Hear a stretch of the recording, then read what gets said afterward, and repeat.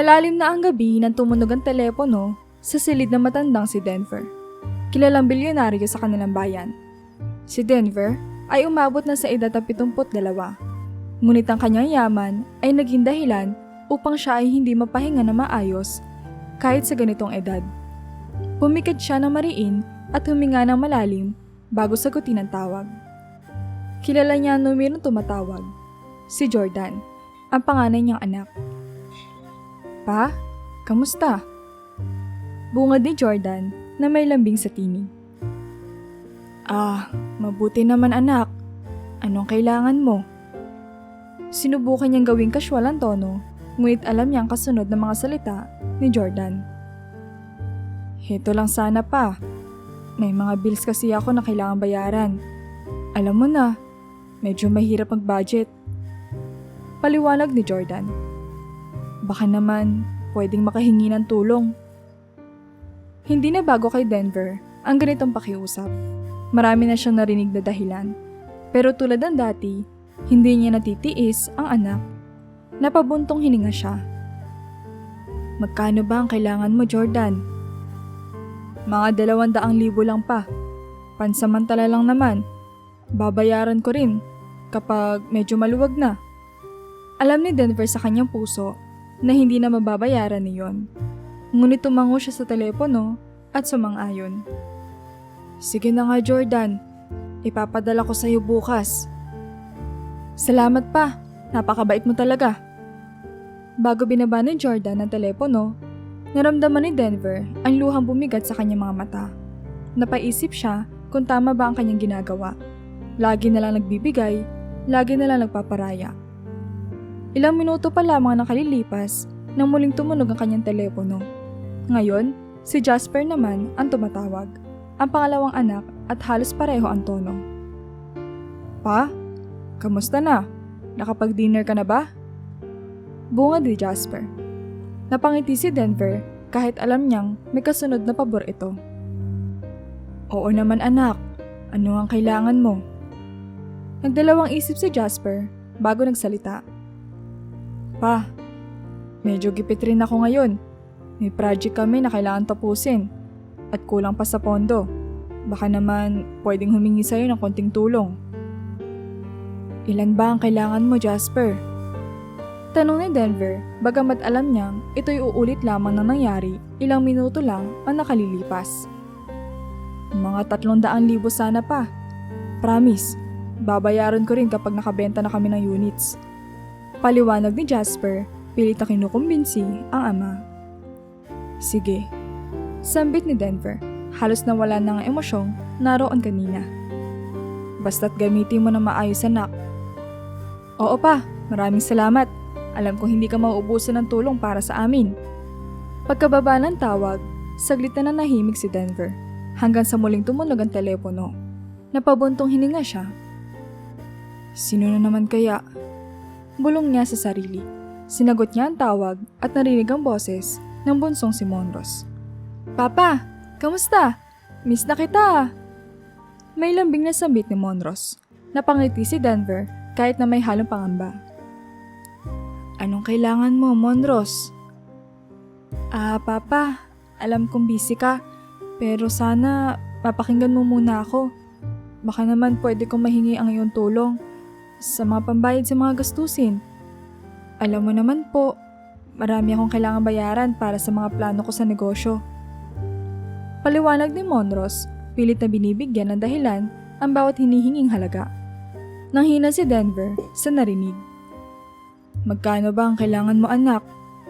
Tanong niya, bagamat ramdam na niya ang bigat ng sitwasyon. 400,000 sana papa. Pangako, sisikapin kong hindi ito masayang. Sa kabila ng mga agam-agam, tumango siya sa telepono at pumayag. Sige na anak, padadalhan kita. Thank you papa, napaka-generous mo talaga. Narinig niya ang tuwang-tuwa na boses ng anak bago bumaba ang tawag. Nang malamang ang mga anak niya ay muli na namang humingi ng pera, bumigat ang damdamin ni Denver. Napansin niya na halos hindi na niya natitira ang sarili niyang yaman para sa pansariling kapakanan. Lagi na lang siya nag-aabono, nagbibigay, at pumapayag. Kahit alam niyang sa bawat pagbigay niya, nawawala ang respeto ng mga anak sa kanya. Nagsisimula ng maramdaman ng matanda na hindi na siya binibigyan ng halaga ng mga ito, kundi ang kanyang yaman lamang ang kanilang inaasahan. Hanggang kailan ko gagawin ito para sa kanila? Tanong niya sa sarili habang iniisip kung paano niya maibabalik ang dati nilang masayang samahan. Samahang walang hinihingi kundi pagmamahal at paggalang. Gabi nang tumawag muli si Jordan kay Denver. Alam na ni Denver na may problema ang anak. Iba ang tunog ng boses ito, hindi na lambing kundi may halong kaba at panginginig. Pa, pasensya na po at gabing-gabi na. Kailangan ko lang po talaga ng tulong ninyo ngayon. Pabulong na sabi ni Jordan, tila takot na baka may makarinig sa kanya. Ano nangyari, Jordan? Tanong ni Denver kahit natutunagan na niya ang sitwasyon. Halos walang gabing hindi siya tinatawagan ng kanyang mga anak. Ngunit ngayon ay alam niya na may mas malalim na problema ang anak niya. Nagpatuloy si Jordan. Pa, hindi ko alam kung paano ito sasabihin, pero natambakan na ako ng utang. Nagkasunod-sunod ang mga pustahan at hindi ko namamalayan na sobra-sobra na palang pagkakautang ko. Naramdaman ni Denver ang bigat sa kanyang dibdib. Jordan, ilang beses ko nang sinabi sa iyo na maghinay-hinay ka sa mga bagay na yan. Paano mo haharapin ang sarili mong problema kung lagi ka na lang umaasa sa akin? Natahimik si Jordan sa kabilang linya.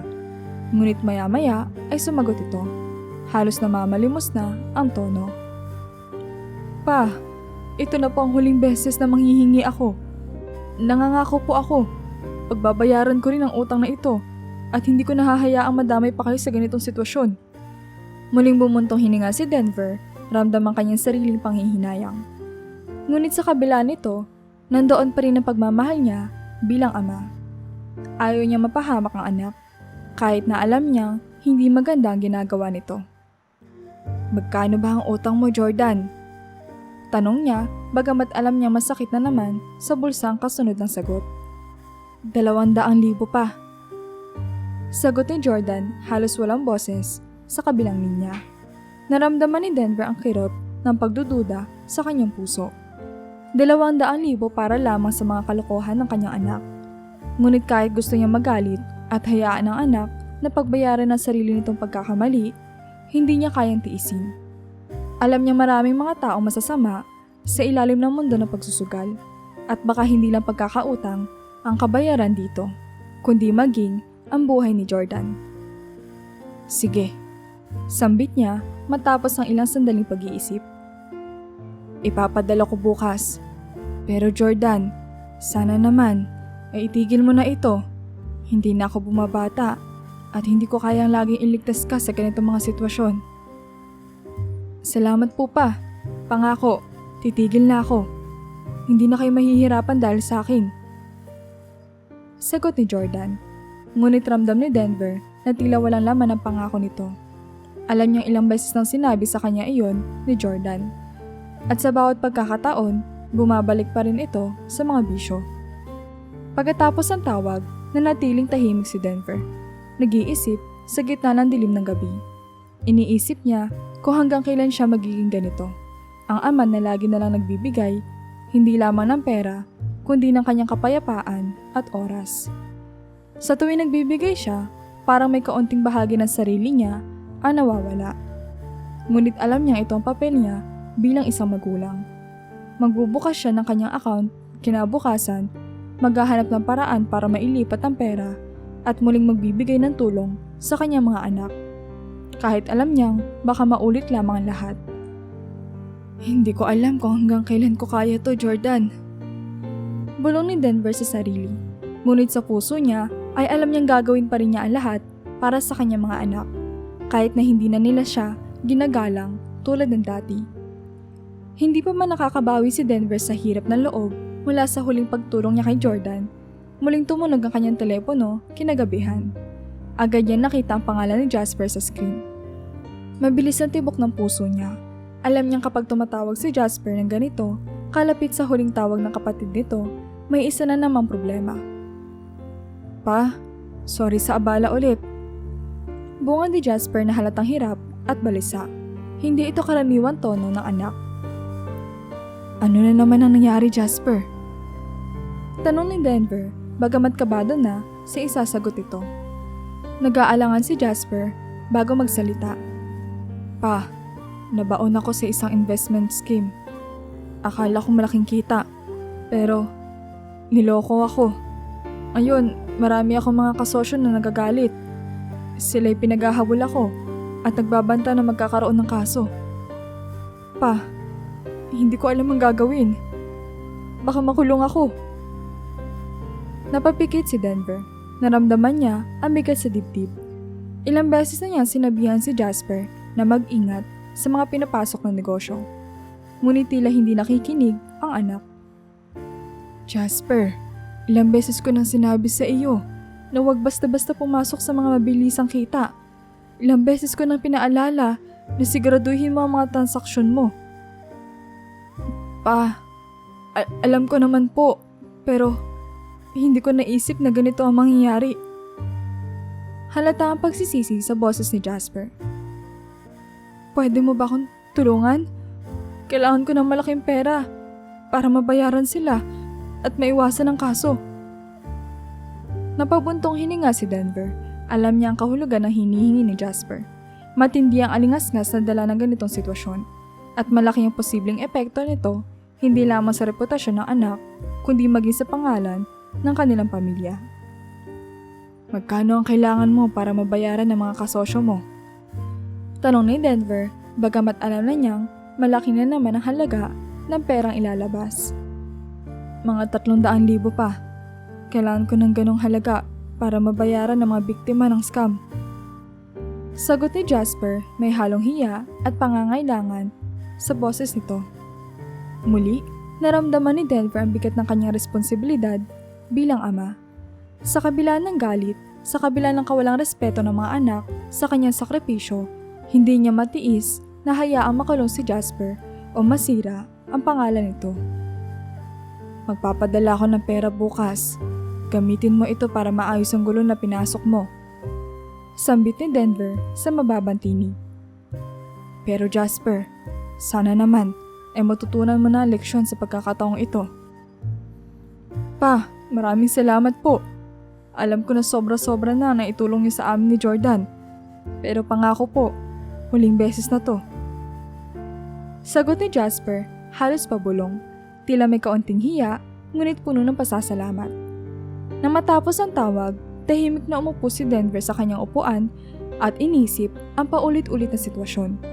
Sa kabila ng yaman na natamo niya sa buong buhay, sa lahat ng tagumpay at pagkilala, heto siya, isang amang paulit-ulit na binubuhay ang mga pagkakamali ng kanyang mga anak.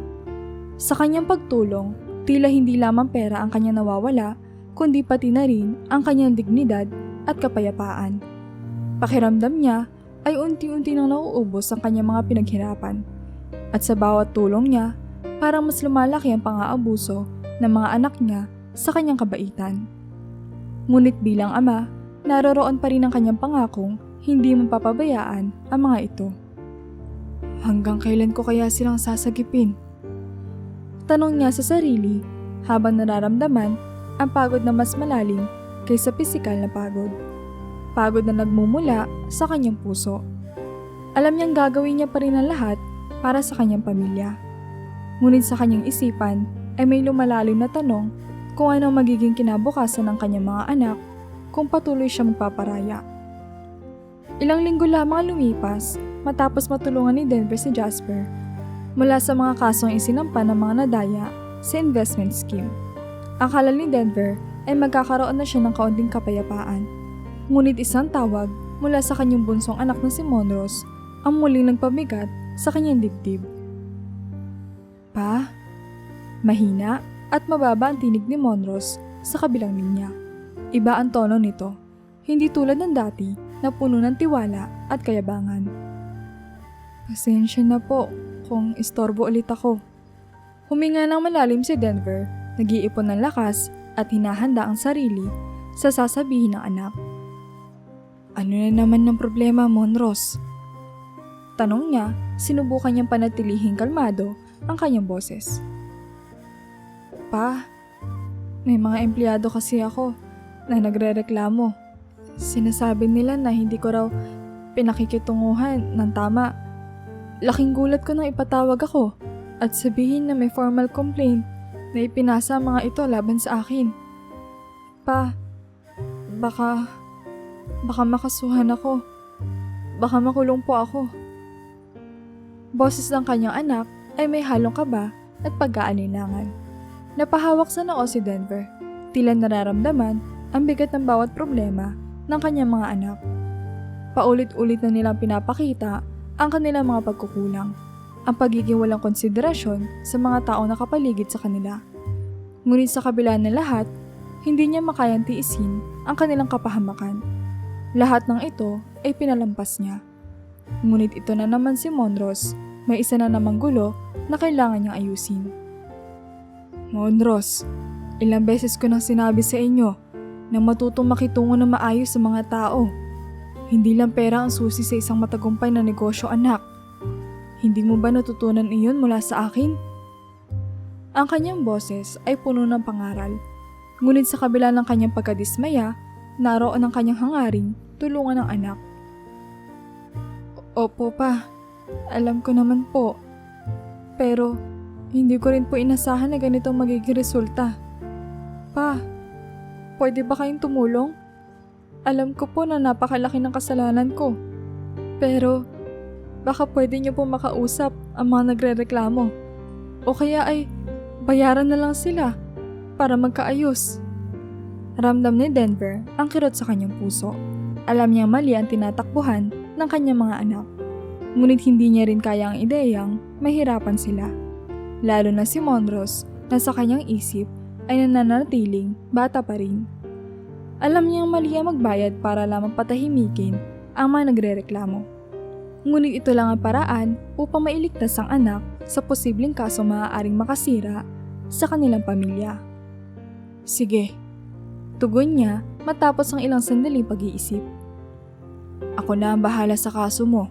Magpapadala ako ng abogado para makipag-usap sa kanila at iaareglo natin ang lahat. Pero Monros, ito na ang huling beses na sasagipin kita mula sa ganitong problema. Kailangan mong matutunan ng respeto at paggalang sa mga tao. Salamat pa. Pangako po, hindi na mauulit. Magsisimula na ako magbago. Sambit ni Monros, tila puno ng pagsisisi. Nang matapos ang tawag, muling nanahimik si Denver. Ang kanyang puso ay napupuno ng magkahalong sakit at panghihinayang. Paulit-ulit na lang ang ganitong sitwasyon. Lagi niyang inaareglo ang mga pagkakamali ng kanyang mga anak. Pinapatahimik ang mga nagreklamo laban sa kanila at ginagamit ang kanyang yaman upang takpan ang kanilang mga kasalanan. Sa bawat pag-areglo, pakiramdam niya ay mas lalong lumalalim ang paglayo ng kanyang mga anak mula sa tamang landas. Habang tahimik na nakaupo sa kanyang silid, napatanong siya sa sarili. Hanggang kailan ko itutuwid ang bawat maling desisyon nila? Hanggang kailan ko gagamitin ang aking yaman upang takpan ang kanilang mga pagkukulang? Sa kabila ng kanyang pangaral at sakripisyo, alam niyang mahirap baguhin ang ugali ng kanyang mga anak na sanay ng umasa sa kanyang kakayahan at kayamanan. Ngunit bilang isang ama, hindi pa rin niya kayang tuluyan talikuran sila. Sa bawat tulong na ibinibigay niya, umaasa siyang darating ang araw na matututo rin sila at mababago ang kanilang mga landas. Matapos ang ilang buwang pag-aareglo ni Denver ng mga reklamo laban kay Monros, muling natagpuan ng matanda ang sarili sa isa pang alalahanin. Ngayong si Jordan naman ang may problema. Isang araw, tumanggap si Denver ng tawag mula sa isang opisyal sa kanilang komunidad. Isang mataas sa posisyon at respetadong tao sa kanilang lugar. Napabuntong hininga siya bago sagutin ang tawag. Nararamdaman na niyang may kinalaman ito sa kanyang panganay na anak. Denver? Bungad ng opisyal na may seryosong tono. Napatawag ako dahil sa nangyari kay Jordan. Napalunok si Denver. Ano po ang nangyari? Tanong niya kahit kinakabahan na sa posibleng sagot. Alam mo ba kung paano magpakumbaba ang anak mo? Nagkaroon kami ng diskusyon kanina sa isang pagtitipon at hindi niya ako binigyan ng kahit konting respeto. Nilait pa niya ang mga plano at programa ng ating komunidad. Halos pagkaisahan na siya ng mga tao roon. Paliwanag ng opisyal, halatang mahinanakit sa tono ng kanyang boses. Ramdam ni Denver ang bigat ng kanyang dibdib. Hindi na bago sa kanyang pagiging mayabang at mapagmataas ni Jordan. Ngunit hindi niya inaasahan na aabot ito sa punto ng pag-aaway sa isang mataas na opisyal. Alam niya ang epekto ng pangyayaring ito hindi lamang sa pangalan ni Jordan kundi sa pangalan ng kanilang pamilya. Isang pagkakamaling maaaring maging sanhi ng pagkakaalitan ng kanilang pamilya at ng komunidad. Humihingi po ako ng paumanhin sa inasal ng anak ko. Sabi ni Denver, pilit na inaayos ang kanyang tono upang ipakita ang sinseridad. Alam kong mali ang ginawa niya at sana mabigyan niyo po siya ng pagkakataong maituwid ang kanyang pagkakamali. Napabuntong hininga ang opisyal. Denver, may respeto ako sa iyo at sa lahat ng naitulong mo sa ating komunidad. Kaya bibigyan ko ang anak mo ng pagkakataon. Pero kailangan malaman ni Jordan ang tamang pakikitungo sa kapwa, lalo na sa mga tao may posisyon. Salamat sa pangunawa at nagpapasalamat din ako na binibigyan mo kami ng pagkakataon. Tugon ni Denver.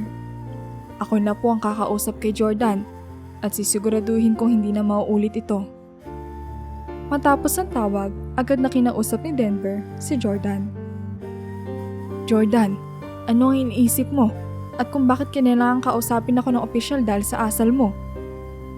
Bumuntong hininga si Jordan at lumingon sa kanyang ama. Pa, ano ba ang pakialam nila sa akin? Ayaw ko lang talagang ipakita na kaya nila akong kontrolin. Gusto kong ipakita sa kanila na hindi ako basta-basta. Jordan, hindi tungkol sa pagiging kontrolado o nagpapasindak. Ito ay tungkol sa respeto. Hindi lamang sa mga posisyon kundi sa mga tao sa paligid mo. Ang ugaling iyan ang dahilan kung bakit palagi ka napapahamak. Sabi ni Denver, pilit na pinapalambot ang tono. Tahimik na nakinig si Jordan, ngunit halata sa kanyang muka ang pag-aalinlangan. Pa, hindi naman kasi nila ako nauunawaan. Pakiramdam ko, kailangan ko magpakita ng lakas sa lahat ng tao. Huwag mong isipin na ang respeto ay pinapakita sa pagiging mataas ang ulo o sa pagmamataas. Ang tunay na respeto ay makikita sa tamang asal at pagpapakumbaba, lalo na sa harap ng mga tao nagsisilbi sa komunidad. Payo ni Denver, pilit na pinapaabot kay Jordan ang tunay na halaga ng paggalang. Matapos ang pag-uusap, nagdesisyon si Denver na personal na makipagkita sa mga opisyal. Nagdala siya ng maliit na handog at humingi ng paumanhin sa mga nangyari. Isang malaking pagkukulang ko bilang magulang ang mga naging asal ng aking anak.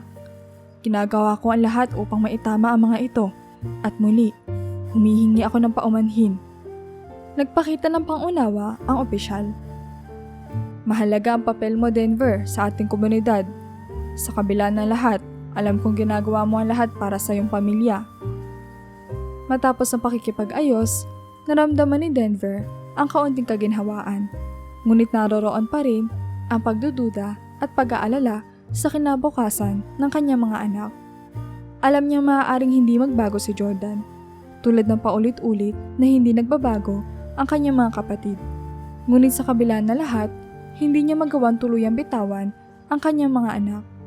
Sana lamang ay darating ang araw na magising sila at makita ang mga sakripisyong ginagawa niya para sa kanilang kinabukasan. Napaupo si Denver sa kanyang sala, nag-iisip kung tama ba ang kanyang nagawa para sa kanyang pamilya. Alam niyang hindi niya kayang baguhin ang ugali ng kanyang mga anak. Ngunit patuloy pa rin ang kanyang mga panalangin na sa kanyang pag-aalay ay magkakaroon sila ng pagkakataong matutunan ang tunay na halaga ng paggalang at pagpapakumbaba. Hindi nagtagal matapos maayos ni Denver ang gusot na nilikha ni Jordan, isa na namang problema ang dumating. Si Jasper na tila hindi natuto mula sa kanyang naunang pagkakamali ay muling napahamak sa kanyang negosyo. Sa pagkakataong ito, Nakisali siya sa isang malaking proyekto na nangangako ng mabilisang kita, ngunit sa huli ay nauwi sa pagkalugi. Sa kasamaang palad, hindi lamang si Jasper ang naapektuhan ng pagkakaluging ito. Maraming mga negosyanteng nagtiwala at nag-invest sa kanyang proyekto ang nawala ng pera. Marami ang nagalit at nagpakalat ng hindi magandang balita tungkol kay Jasper at sa kanyang pamilya. Mabilis kumalat ang balitang ito sa komunidad at unti-unti ay nadadamay ang pangalan ni Denver dahil sa ginawa ng kanyang anak.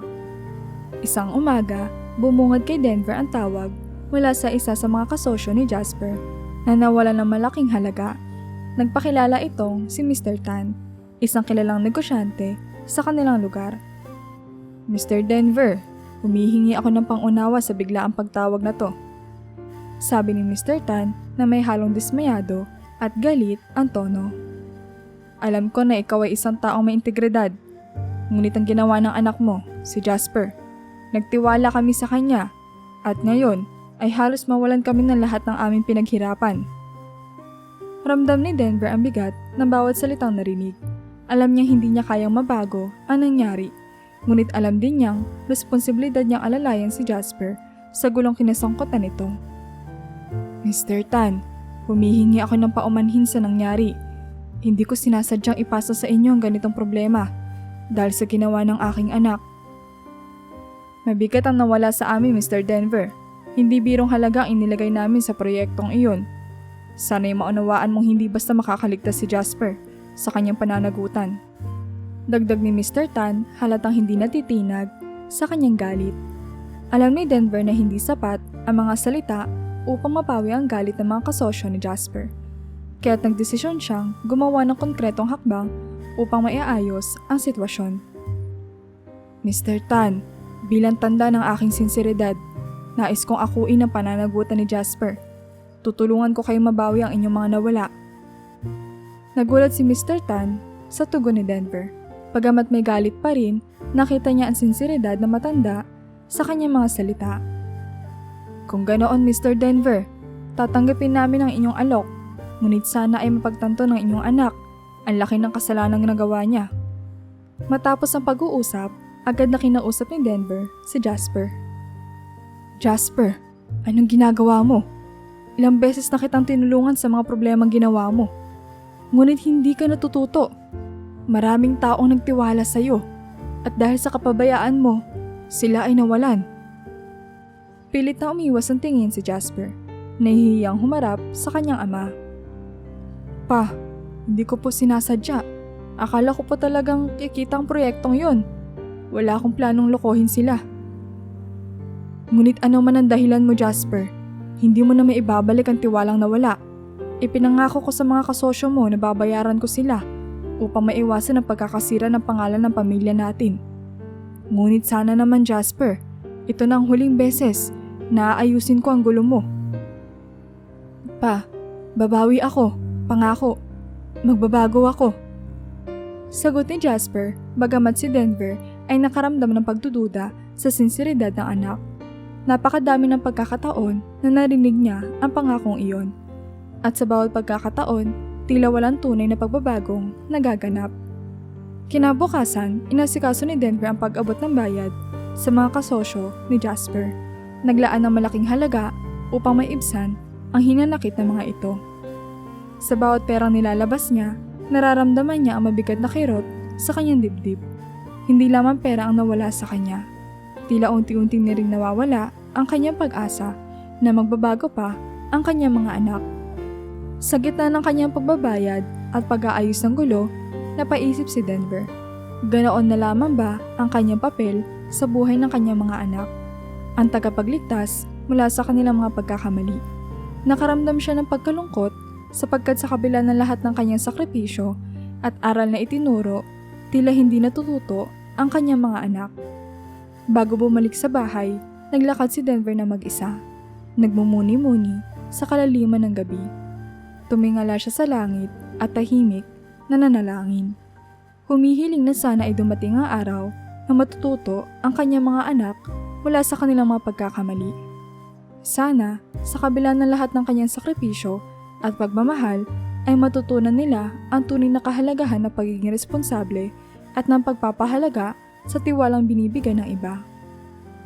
Pag-uwi niya sa kanyang bahay, malungkot siya na paupo sa kanyang upuan.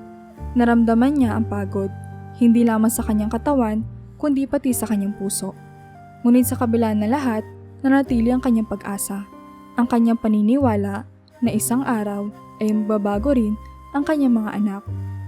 Lumipas ang ilang buwan matapos ayusin ni Denver ang mga problemang dulot ng negosyo ni Jasper. At sa kanyang isip, umaasa siyang matututo na ang mga anak niya sa kanilang mga pagkakamali. Ngunit tila hindi pa rin natuto ang kanyang bunsong anak na si Monroe, na ngayon ay nakasangkot sa panibagong gulo. Isang gabi, habang nagpapahinga si Denver sa kanyang sala, tumunog ang telepono. Nakita niya ang pangalan ni Monroe at agad na naramdaman ang kaba sa kanyang dibdib. Sinagot niya ang tawag at narinig ang nababahalang boses ng kanyang anak. "Papa, may problema po ako." Bungad ni Monroe, huminga ng malalim si Denver, hinanda ang sarili sa posibleng sasabihin ng anak. "Ano na naman ang nangyari, Monroe?" Tanong niya na may halong pagod at pagkabahala sa boses.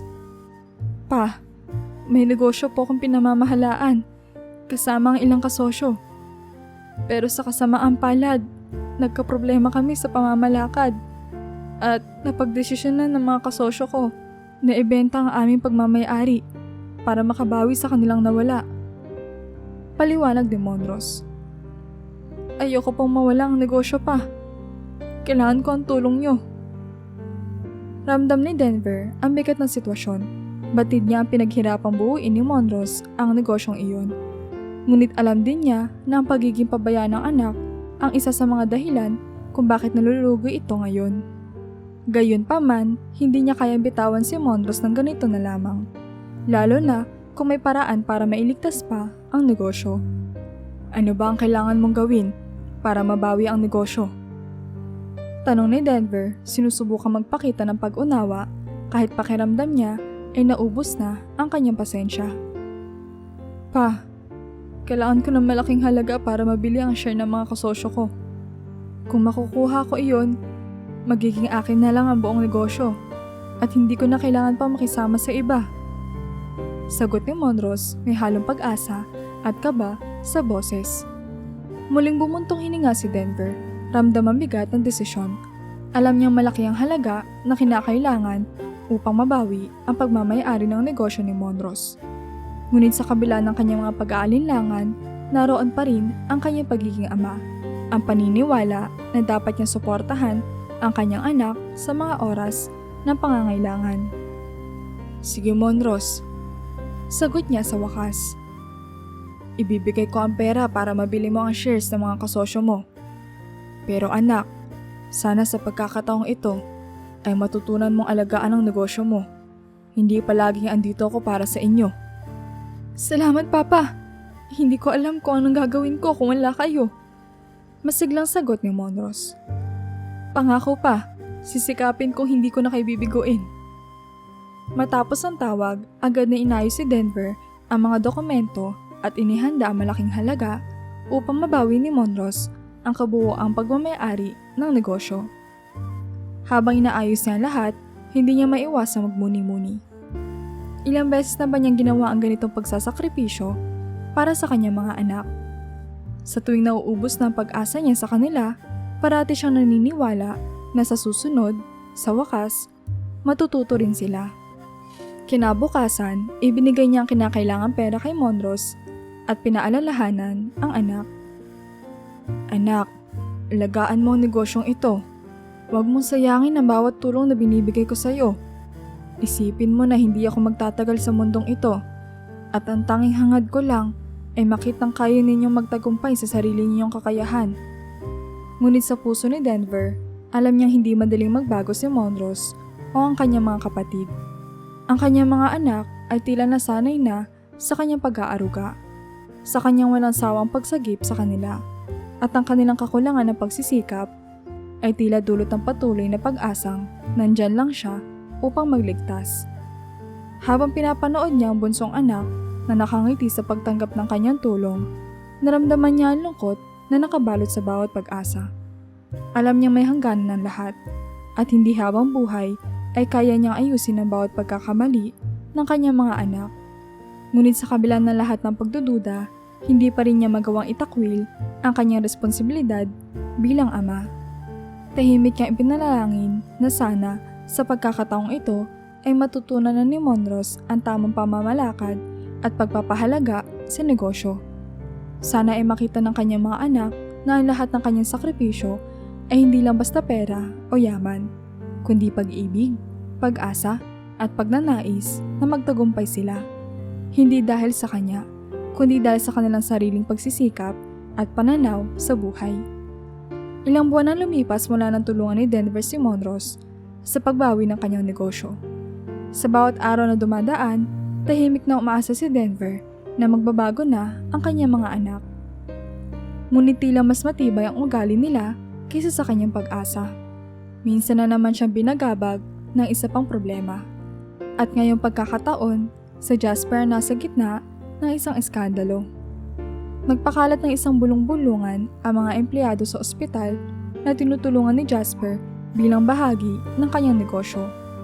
Ayon sa mga ito, si Jasper ay nakisangkot sa isang iskandalosong insidente kasama ang isa sa mga babaeng doktor sa ospital. Lumaganap ang mga chismis at naging malaking issue hindi lamang sa loob ng ospital kundi pati na rin sa kanilang komunidad. Ang pangalan ng kanilang pamilya ay muling nasa panganib at ang iskandalong ito ay nagdudulot ng matinding kahihiyan. Isang umaga habang naghahanda ng kape si Denver, natanggap niya ang tawag mula sa isang kasamahan sa negosyo. "Denver, narinig mo na ba ang balita tungkol kay Jasper?" Tanong ng lalaki halatang may pag-aalala sa kanyang boses. Napatigil si Denver at naramdaman ang bigat ng kanyang kalooban. "Ano na naman ang ginawa ni Jasper?" Tanong niya, bagamat parang alam na niya ang sagot. Nagkalat na ang chismis tungkol sa iskandalo niya sa ospital. Maraming mga pasyente ang nababahala at maraming mga doktor ang nadadamay. Hindi maganda ito para sa pangalan ng pamilya ninyo. Paliwanag ng lalaki. Bago pa man matapos ang usapan nila, nakatanggap muli ng tawag si Denver at ngayong si Jasper na mismo ang nasa kabilang linya. "Pa?" Nagsimula si Jasper halatang nahihirapan at nag-aalala. "Pasensya na po. Hindi ko alam kung paano nangyari ito. Pero parang ang daming gustong magpakalat ng maling balita tungkol sa akin. Sobrang nakakahiya." Pinilit ni Denver na pigilan ang sarili na magalit. "Jasper, ilang beses ko nang sinabi sa'yo na mag-ingat ka sa mga kilos mo. Sa bawat desisyon mo, ang buong pamilya natin ang nadadamay. Hindi ba alam mo naman, kapag sumabog ang ganitong balita, lahat tayo ang mapapahiya?" "Pa, sorry po talaga. Hindi ko sinasadyang maging ganito kalaki ang issue. Hindi ko inakala na ganito magiging epekto nito." Tugon ni Jasper, puno ng pagsisisi. "Pwede po ba kayong tumulong na itigil ang pagkalat ng mga chismis? Baka may connection kayo para maayos ang issue." Napapikit si Denver, pilit na inaayos ang kanyang sarili. Alam niyang muli siyang malalagay sa sitwasyon kung saan kailangan niyang gamitin ang kanyang impluensya upang maayos ang isang gulong likha ng isa na naman sa kanyang mga anak. Ngunit sa kabila ng pagod, alam niyang hindi niya kayang pabayaan si Jasper. Ito ang kanyang responsibilidad at hindi niya kayang bitawan ang kanyang anak kahit paulit-ulit na itong nagpapakita ng mga pagkakamali. "Sige Jasper," sagot niya matapos ng ilang sandaling pag-iisip. "Makikipag-ugnayan ako sa ilang kakilala kong may impluwensya sa media. Susubukan kong ilihis ang atensyon ng publiko mula sa iskandalo mo. Pero tandaan mo Jasper, huli na ito. Hindi ko na kayang laging pagtakpan ang mga pagkakamali mo. Kailangan mong matutunan ang kahalagahan ng responsibilidad." "Maraming salamat pa. Hindi ko alam kung anong gagawin ko kung wala ka." Sagot ni Jasper, tila may halong pagsisisi at pasasalamat. Mabilis na kumilos si Denver. Kinausap niya ang ilang kaibigan sa media at mga koneksyon upang pigilan ang pagkalat ng kwento tungkol kay Jasper. Ipinakita niya ang kanyang impluensya. hindi lamang upang protektahan ang kanyang anak, kundi pati na rin upang mapanatili ang dangal ng kanilang pangalan sa komunidad. Sa kabila ng pagkakaayos ng iskandalo, hindi maalis sa isip ni Denver ang matinding lungkot at pagod. Sa bawat pagkakataon na binibigyan niya ng pangalawang pagkakataon ng kanyang mga anak, tila lalo silang lumalayo sa tamang landas. Napagtanto niya na ang kanyang mga anak ay naging sanay sa kanyang pag-aaruga at sakripisyo, ngunit hindi natututo mula sa kanilang mga pagkakamali. Habang nakaupo si Denver sa kanyang upuan, muling napatingala siya at nanalangin. Umaasang darating ang araw na magising ang kanyang mga anak at makita ang tunay na halaga ng kanilang mga ginagawa. Umaasa siya na balang araw ay matutulungan sila hindi lamang upang ituwid ang mga pagkakamali, kundi upang tunay na magtagumpay na walang inaasahang pagligtas mula sa kanya.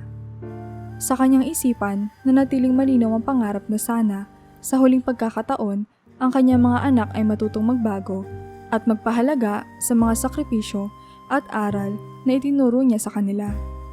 Ngunit sa puso ni Denver, nagiiwan ito ng bakas na panghihinayang, isang tanong na hindi niya maalis sa sarili. Hanggang kailan kaya siya maghihintay bago matutunan ng kanyang mga anak ang tunay na halaga ng pagiging responsable? Isang araw, nagdesisyon si Denver na ampunin ang isang dalaga mula sa probinsya na nagngangalang Maricel. Nakilala niya ito sa isang pagtitipon sa kanilang bayan, kung saan ipinakilala si Maricel ng isang matandang kaibigan ni Denver bilang isang masipag, mabait at magalang na babae. Nagsisilbing tagapangalaga ng kanyang pamilya sa probinsya si Maricel. Ngunit matagal na niyang pinapangarap ang makapagtrabaho sa syudad upang makatulong ng higit pa sa kanyang pamilya. Nang dalhin ni Denver si Maricel sa kanyang mansyon, agad niya napansin ang kakaibang sigla at respeto na taglay nito na hindi niya madalas makita sa kanyang mga sariling anak. Magaan ang loob ni Denver kay Maricel at bawat araw na lumilipas ay nakikita niya ang pagkakaiba nito sa kanyang mga anak. Mang Denver, salamat po sa lahat ng tulong na binibigay ninyo sa akin at sa pamilya ko. Sabi ni Maricel isang gabi habang tinutulungan siyang ayusin ang mesa. Maricel, hindi mo kailangang magpasalamat. Napakasipag mo at lagi mo iniisip ang kapakanan ng iba. Iyan ang hinahangaan ko sa'yo. Sagot ni Denver, ramdam ang tuwa sa puso. Alam mo, ikaw ang uri ng anak na inaasam-asam ko. Isang mapagkalinga at responsable. Tumingin si Maricel kay Denver at ngumiti na may halong paggalang at kasiyahan. Ginagawa ko lang po ang tama, Mang Denver. Sa bawat araw na kasama niya si Maricel, tila natatagpuan ni Denver ang kaligayahan na matagal niyang hinahanap mula sa kanyang mga anak. Ang mga simpleng bagay na ginagawa ni Maricel, ang kanyang pagsisikap at pagmamahal sa trabaho ay nakapagpapagaan ng kalooban ni Denver. Para bang sa wakas, natagpuan niya ang tunay na anak na hinahanap niya. Isang anak na nagpapahalaga sa bawat sakripisyo at may tunay na malasakit sa kanya. Habang lumilipas sa mga buwan, unti-unti nang tinuturing ni Denver si Maricel bilang higit pa sa isang empleyado. Isa na siyang tunay na bahagi ng kanyang buhay. Isang anak na hindi niya pinangarap ngunit nagpaparamdam sa kanya ng tunay na pagmamahal at paggalang na noon pa man ay hinahanap niya. Dumaan ang mga araw at unti-unti nang naramdaman ni Denver ang panghihina ng kanyang katawan. Hindi na siya kasing liksi ng dati at maging ang simpleng paglalakad sa loob ng mansyon ay nagiging isang mabigat na pagsubok para sa kanya. Madalas siyang nananatili na lang sa kanyang silid, tahimik na nakaupo at nagmumuni-muni sa mga alaala ng kanyang nakaraang buhay at sa mga sakripisyong ginawa niya para sa kanyang mga anak. Ang kanyang tapat na kasama, si Maricel, ang laging naroroon upang alalayan siya sa kanyang pang-araw-araw na gawain. Isang hapon, habang nagpapahinga si Denver sa sala, tumawag ang panganay niyang anak na si Jordan. Pa, kamusta na po kayo? Narinig ko na hindi na kayo masyadong lumalabas. Ani Jordan na may kasamang tono ng pag-aalala. Medyo mahina na ako, Jordan. Sagot ni Denver, pilit na pinapanatiling kalmado ang kanyang boses. Pero ayos lang naman ako. Nandito naman si Maricel para mag-asikaso. Mabuti naman kung ganun pa. Pero gusto ko rin sanang dumalaw para naman magkasama tayo. Ipinagluluto kita ng paborito mong pagkain. Alok ni Jordan na tila nagpapakita ng malasakit sa kanyang ama. Napangiti si Denver sa sinabi ng anak. Bagamat may halong pagtataka, bihirang dalawin siya ni Jordan, lalo na't may trabaho ito at abala sa sariling buhay. Ngunit hindi niya ito binigyang mali siya, sapagkat masaya pa rin siyang makita ang interes ng anak sa kanyang kalagayan. Hindi nagtagal, dumating si Jordan sa mansyon kasama ang kanyang dalawang kapatid, sina Jasper at Monros. May dala silang pagkain, nagpapakita ng isang pag-aalala na hindi dating nararamdaman ni Denver mula sa kanila. Pinagmasdan niya ang tatlo, nakaramdam ng tuwa, ngunit sa likod ng kanyang isipan ay naroon ang kaunting pagdududa. Sa pagkainan, masiglang nagsilbi si Jordan. Ipinagluluto si Denver ng mga paborito nitong ulam, habang si Jasper ay nagdadala ng mga masasarap na inumin. Si Monros naman ay palagi nakangiti at nagpapakita ng malasakit sa kanyang ama. Pa, kailangan mong kumain ng marami. Kailangan mo ng lakas para gumaling ka. Wika ni Monros habang isinasandok ang pagkain. Habang kumakain, hindi maiwasang mapansin ni Maricel ang kakaibang kilos ng mga anak ni Denver. Bihirang dalawin ng mga ito ang kanilang ama noon, lalo na't kapag may sakit. Ngunit ngayon, lahat sila ay tila nag-uunahan sa pag-aasikaso kay Denver. Hindi niya mapigilan ang sarili mag-isip ng malalim. Alam niyang mababait at masipag magtrabaho ang mga anak ni Denver. Ngunit sa tingin niya, may kakaiba sa kanilang mga kilos ngayon.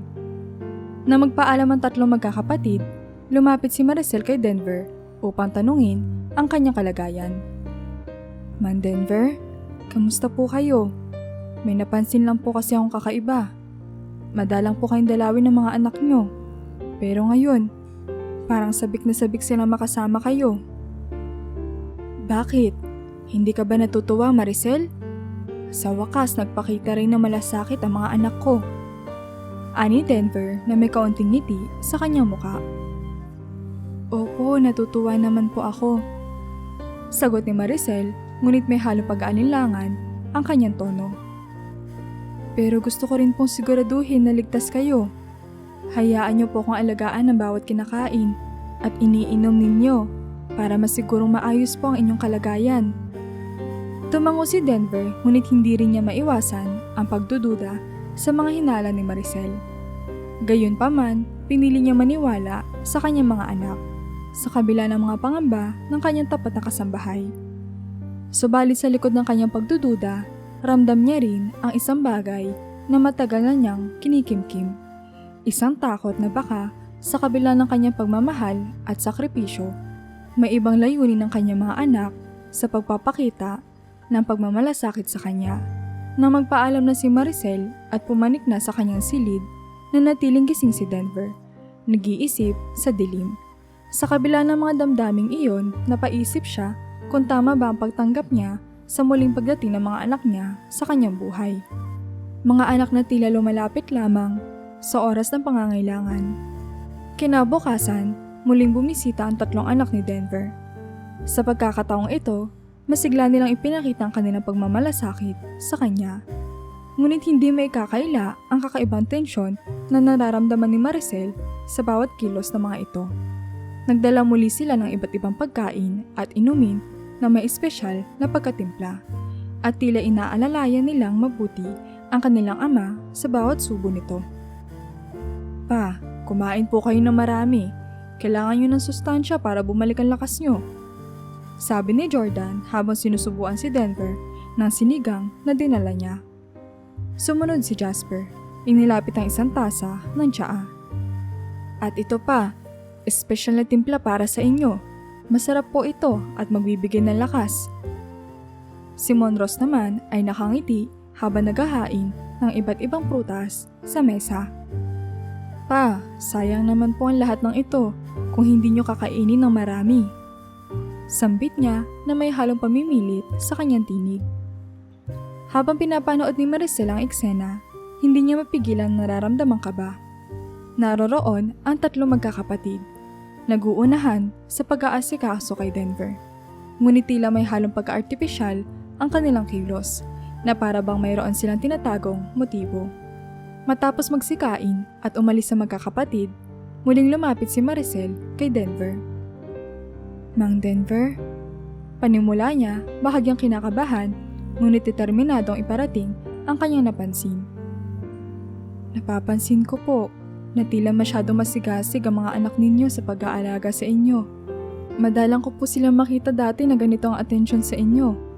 Nakakapanibago po. Napabuntong hininga si Denver. Alam mo Maricel, matagal ko nang hinahangad na magpakita ng ganitong malasakit ang mga anak ko. Ngayon na ginagawa nila ito, dapat ba ako magduda? Huminga ng malalim si Maricel, nag-aalangan ngunit alam niyang hindi niya pwedeng ipagsawalang bahala ang kanyang nararamdaman. Alam ko pong masakit isipin, pero sana po ay maging maingat kayo. Kung okay lang po, ako na lang po ang maghahanda ng lahat ng pagkain at inumin niyo. Siguro po, mas makakasiguro tayo na ligtas kayo. Pinag-isipan ni Denver ang suhestyon ni Maricel. Bagamat masakit isipin na ang sariling mga anak ay maaaring may masamang balak sa kanya, alam niyang wala lang ibang tao ang nagmamalasakit sa kanya nang higit pa kay Maricel. Sa huli, tumango siya, sumang-ayon sa kanyang suhestyon. Ilang araw ang lumipas at patuloy na nag-aalaga si Maricel kay Denver. Sinusuri at inihahanda ang lahat ng kanyang kinakain at iniinom. Sa kanyang pag-aalaga, nagpatuloy ang kanyang pagbabantay sa bawat pagdalaw ng mga anak ni Denver.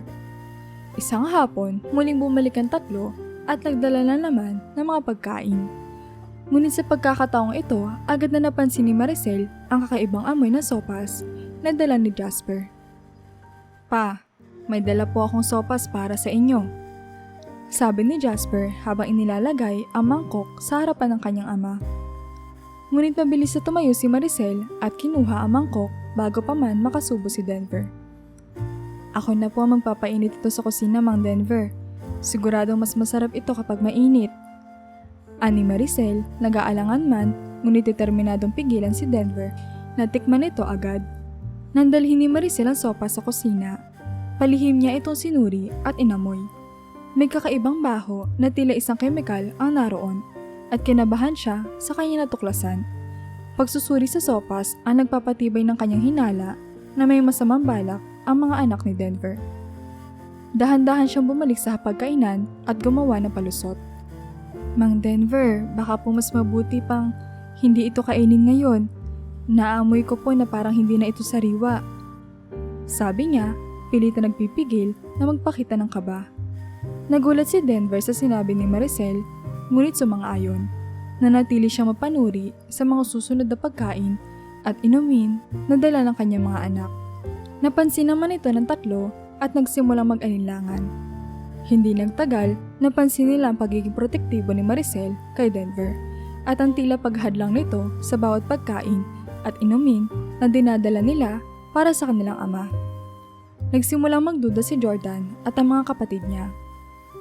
Kailangan nating pigilan si Maricel. Mukhang siya ang humahadlang sa plano natin. Sabi ni Jordan sa kanyang mga kapatid na mag-usap-usap sila ng lihim. Sinubukan nilang hanapan ng paraan upang mapaalis si Maricel mula sa mansyon. Nagtangkang ipahiwatig na hindi na ito kailangan ni Denver at na baka nakikialam lang ito ng hindi dapat. Ngunit nagmatigas si Maricel. Determinado siyang protektahan ng matanda laban sa kahit sino man, kahit pa ito'y sariling mga anak nito. Hindi nagtagal, naramdaman ni Denver ang lumalalim na malasakit at katapatan ni Maricel sa kanya. Sa kabila ng mga pagdududa at kasilungalingan ng kanyang mga anak, naroroon si Maricel, handang ipagtanggol siya. Ramdam ni Denver na sa kabila ng lahat ng kanyang naranasan, nahanap niya kay Maricel ang tunay na anak. Ang isang taong tunay na nagmamalasakit sa kanya at handang magsakripisyo para sa kanyang kaligtasan.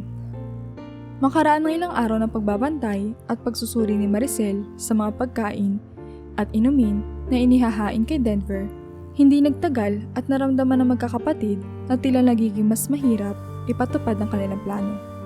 Ang bawat pagtatangka nilang lasunin si Denver ay nabibigo dahil sa patuloy na pagbabantay ni Maricel. Nagalit si Jordan, Jasper at Monrose kay Maricel at nag-usap-usap muli. Kailangan na nating paalisin si Maricel sa mansyon. Sambit ni Jordan. Siya lang ang mahadlang sa plano natin. Kung hindi dahil sa kanya, sana'y nakuha na natin ang mana. Sumang-ayon si Jasper at Monrose, kaya't binalak nilang kumbinsihin si Denver na palayasin si Maricel. Nagkunwari silang nag-aalala para sa ama at pilit na ipinapaabot kay Denver na hindi na kailangan ni Maricel doon. Pa, sabi ni Jordan isang araw habang nasa tabi ni Denver. Napapansin naming masyadong nakikialam si Maricel sa mga bagay na hindi naman niya dapat pinapakailaman. Baka mas mabuti pang kumuha tayo ng isang mas profesional na tagapag-alaga. Nagtango-tango si Jasper. Tama si kuya pa. Alam naman po naming may malasakit siya sa inyo, pero baka nagiging masyado na siyang pabida. Ngunit sa kabila ng kanilang pangungumbinsi, nanatiling kampante si Denver sa kanyang desisyon na manitili si Maricel sa mansyon. Nakita niya ang tunay na pagmamalasakit ni Maricel at nararamdaman niyang siya lamang ang totoo at taus-pusong nag-aalaga sa kanya. Tahimik niyang binaliwala ang mga sinabi ng kanyang mga anak at mas lalo pa siyang kumapit sa presensya ni Maricel. Sa puntong iyon, naging mas determinado pa si Maricel na protektahan si Denver. Habang mas lalong nagiging agresibo ang mga anak ni Denver sa kanilang pagtatangka, siniguro niyang siya lamang ang nag-aasikaso sa lahat ng pagkain at inumin ni Denver. Mula sa simpleng pagdadala ng pagkain hanggang sa pag-check ng bawat detalye ng kalusugan ng matanda, hindi na siya bumitaw sa kanyang tungkulin bilang tagapag-alaga. Ngunit sa kabila ng kanyang pag-aalaga, dumating ang araw na napagtanto ni Maricel na hindi sapat ang kanyang simpleng pagbabantay. Alam niyang malaki ang impluwensya ng mga anak ni Denver at kaya nilang magpumilit, lalo na't marami na silang koneksyon sa iba't ibang tao sa kanilang komunidad. Isang hapon, matapos muling tangkaing lasunin ng mga anak si Denver, nagdesisyon si Maricel na humingi ng tulong sa mga abogado. Naisip niya ang pinakamainam na hakbang ay ang magsagawa ng legal na paraan upang maprotektahan si Denver laban sa sariling mga anak. Nagkaroon siya ng pagkakataong iwan ng mansyon sandali at kumonsulta sa isang abogado. Dala ang mga ebidensya ng pagtatangka ng lason na natagpuan niya sa mga inumin at pagkain ni Denver. Kinumbinsi niya ang abogado na kumilos para protektahan ang matanda. Mabilis na umaksyon ang abogado at naghain ng kaso laban sa 3 anak ni Denver upang masigurong hindi na sila makakalapit sa matanda at maibabalik ang kapayapaan nito. Sa ilalim ng kanilang legal na kasunduan, nabagkasunduan na isampa ang kaso kung magpapatuloy ang panghaharas ng magkakapatid at pipilitin silang lumayo muna kay Denver hanggang sa humupa ang tensyon. Sa pagbalik ni Maricel sa mansyon, agad niya ibinahagi kay Denver ang naging hakbang niya. Mang Denver, alam kong hindi madali ang hakbang na ito, pero para na rin po sa inyong kaligtasan. Gumawa po ako ng paraan para masiguradong ligtas kayo mula sa kanilang masamang balak. Napaiyak si Denver sa sinseridad at katapangan ni Maricel. Hindi niya akalain na aabot sa ganitong punto ang kanyang buhay, na ang mga anak niyang minahal niya ng labis ay magiging panganib sa kanyang kaligtasan, habang ang isang tao na hindi niya kadugo ang magsasakripisyo para sa kanya. Maricel, sambit niya sa nanginginig na tinig. Hindi ko alam kung paano kita pasasalamatan sa lahat ng taong umasa ako na mag-aalaga sa akin. Ikaw lang ang nagpakita ng tunay na pagmamahal at malasakit. Hindi niyo po kailangang magpasalamat, Mang Denver. Ginagawa ko po ito hindi lang bilang inyong tagapag-alaga, kundi bilang isang tao na tunay na nagmamalasakit sa inyo. Kayo na po ang tinuturing kong pamilya. Sagot ni Maricel, pinapawi ang mga luha sa mata ni Denver. Simula noon, mas naging masinhi ang pagsisikap ni Maricel na protektahan si Denver. Alam niyang hindi madaling kalabanin ang kanyang mga anak. Ngunit handa siyang ipaglaban ang kaligtasan ng taong itinuring niyang tunay na pamilya. Sa kabila ng mga panganib, nandoon siya, matapang na nakaharap sa bawat pagsubok. Isang tunay na anak na nagmamahal sa isang ama sa kabila ng lahat.